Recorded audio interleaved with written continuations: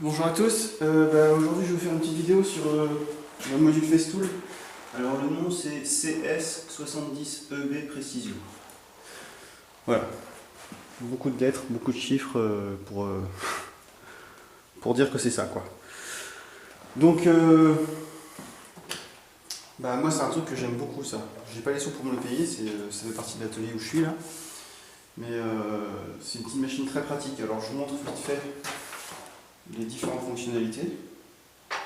On va commencer tout simplement par monter et descendre la lame.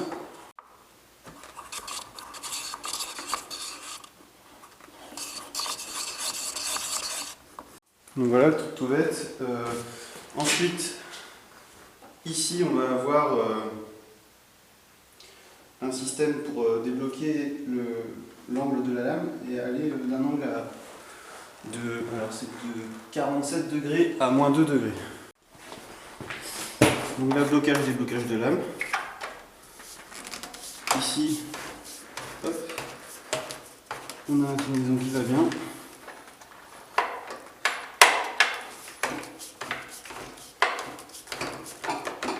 Et là, en tirant sur la tirette ici, je peux être à 47 degrés. Hop, ça se remet automatiquement quand je reviens à 45, ça me fait m'abuter.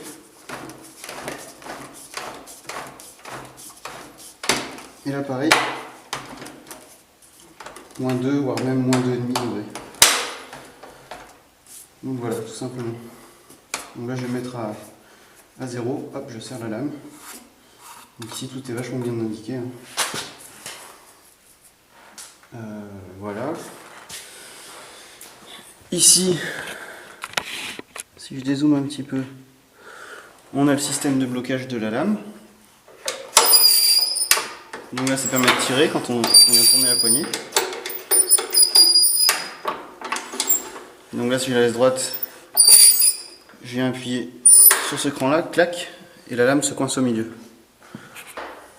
Donc en général, quand on déligne, on l'utilise ici parce que ça permet d'avoir le guide, enfin l'axe du guide qui va venir ici. Là, on va parler un peu plus maintenant du guide parallèle à la lame. Donc ce guide là, il est modulable. C'est-à-dire que ici, on peut le débloquer. Si on fait une coupe à 45 par exemple, on vient le tourner. Ça c'est à peu près sur tous les modèles aussi, il y a ça.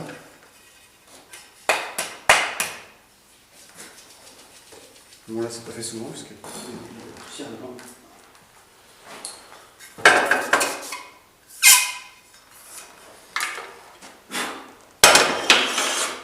Voilà. Tac, et ça permet quand on a la lame inclinée à 45 degrés, ici, de faire des petites largeurs.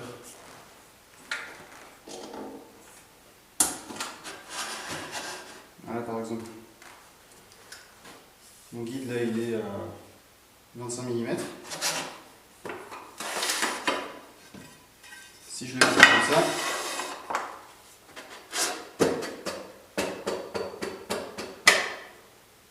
là je suis à 30 et ma lame elle vient bouffer mon guide.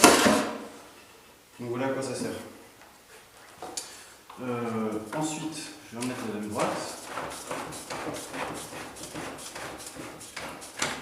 Ce qui est intéressant avec ce module, c'est que du coup la lame vient se mettre à 45 degrés comme ça, pas dans l'autre sens, mais le rail ici peut aller des deux côtés.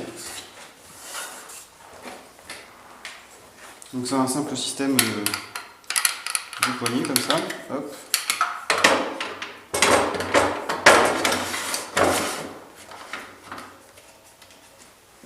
Donc ce qui fait que je peux aller dans l'autre sens pour mes coupes et ça peut aider dans certaines situations. Donc après ici, quand on veut faire du tronçonnage, on vient mettre la lame comme ça, hop. Et ici on a un réglage à l'angle.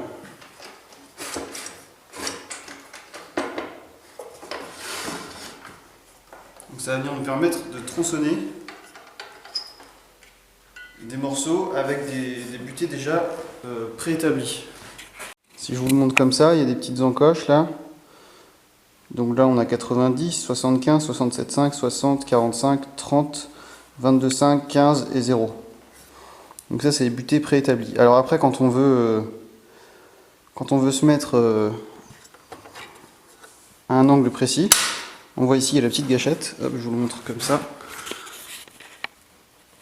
Une petite gâchette là qui vient avec un ressort se glisser dedans. Alors quand on veut se mettre à un angle bien précis, on vient la tourner comme ça.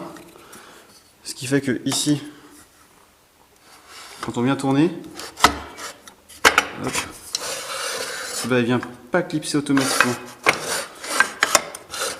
Parce que si vous faites pas ça, vous allez être emmerdé. Je vous montre pourquoi.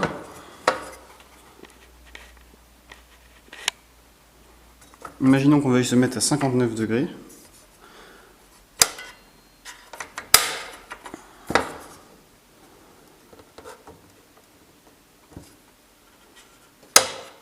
Et bien là, ça va avoir tendance à se mettre tout seul dedans.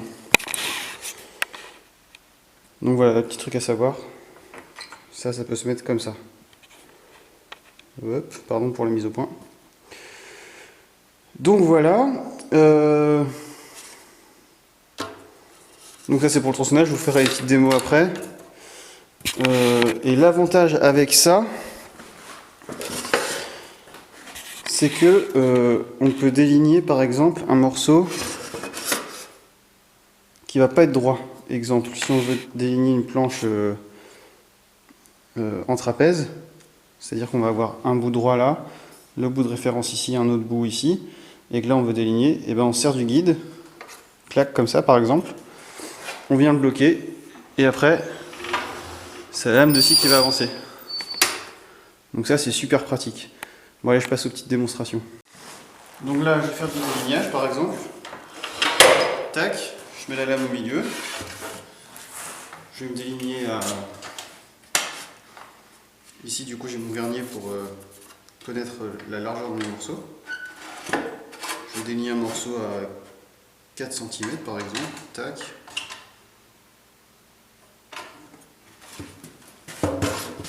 On règle la lame à la bonne hauteur.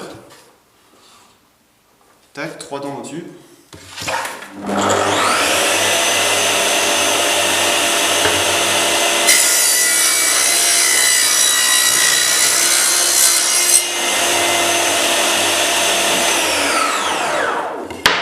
Donc voilà, ça c'est assez basique. Hein. Ensuite, si on veut déligner tac, à 45 degrés,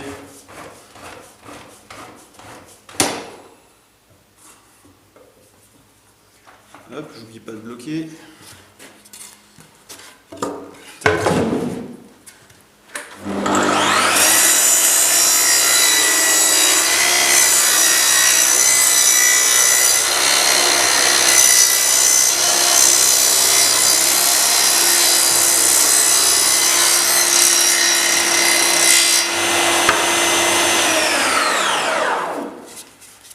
Donc voilà, elle te coupe. Avec une lame bien fraîche, il n'y a pas de souci.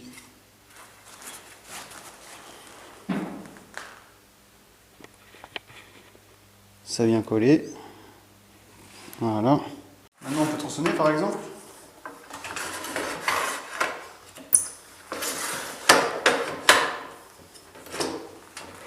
On peut tronçonner par exemple si on veut faire des plinthes. Truc tout bête pour faire les bouts.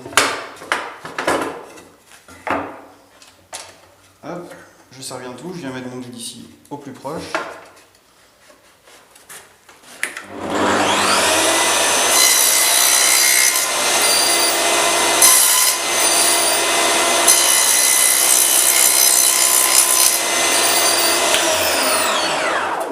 Voilà, une belle coupe bien propre. Donc ça peut me faire une plainte. Si je veux faire, je sais pas, on va faire une plainte en entière peut-être. On va se faire un petit chanfrein là.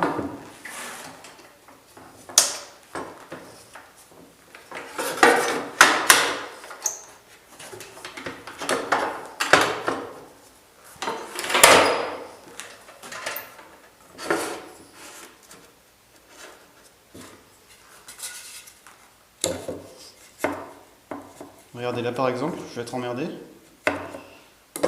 Parce que ce qui va se passer, c'est que ici j'ai une arête très vive. Et du coup elle va avoir tendance à se glisser sous mon guide. Donc si je veux faire mon chanfrein ici, là, bah, je peux pas le faire comme ça. Alors la seule solution que j'ai, c'est de retourner mon guide, le mettre de l'autre côté.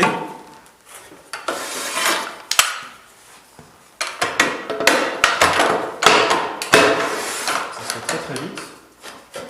Hop. Et là du coup je vais pouvoir travailler dans ce sens-là.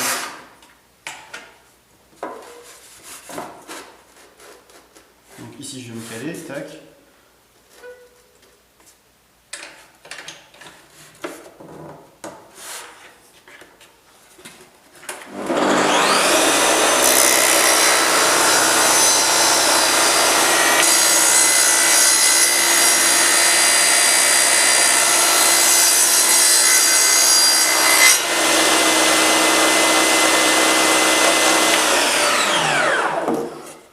Et voilà, on a notre petit chanfrein. Tout bête, hein. Donc là on vient sur le cas où je vais faire une coupe biaise. Et du coup, plutôt que d'y aller à la volée, je peux pas y aller comme ça parce que du coup là ça va serrer ma lame. Donc ce qui se passe, c'est que je tiens ma pièce ici.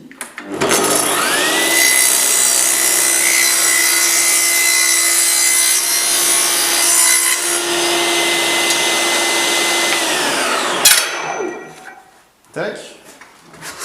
Maintenant je viens réajuster ici, à l'endroit où ça s'est arrêté.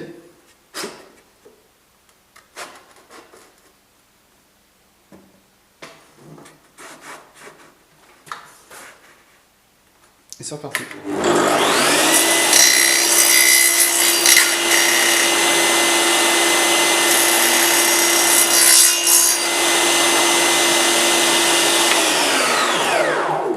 Et voilà. Là, on est sûr que c'est droit, il n'y a pas de problème. Après, il y a un truc super classe. Je vous montre ça tout de suite. Je vais rentrer la lame au cas où. Hop. C'est que c'est facilement rangeable. On vient d'insérer là, d'insérer là.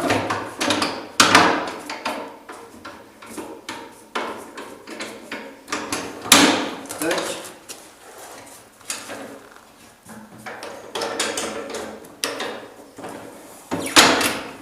Voilà, il n'y a plus qu'à mettre dans le camion ou à mettre dans un coin de l'atelier si vous voulez. Donc ça c'est super pratique.